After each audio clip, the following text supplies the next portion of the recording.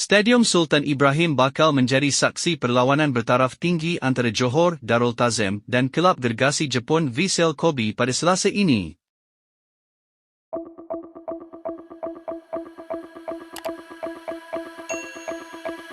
Aksi terakhir Liga Timur ACL Elite ini cukup penting buat Harimau Selatan. Ini kerana aksi ini menjadi penentu sama ada JDT layak ke pusingan 16 atau sebaliknya.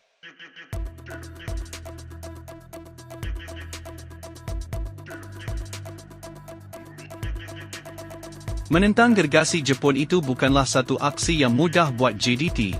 Ini kerana Vissel Kobe hadir ke Johor dengan membawa reputasi yang cukup menggerunkan.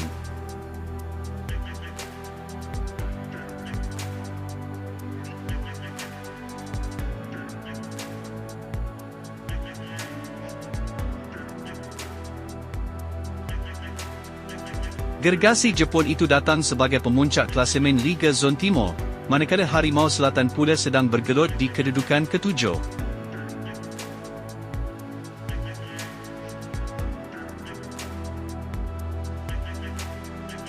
Vissel Kobe juga dikenali dengan disiplin taktikal yang tinggi dan barisan pemain yang mempunyai pengalaman luas di peringkat antarabangsa.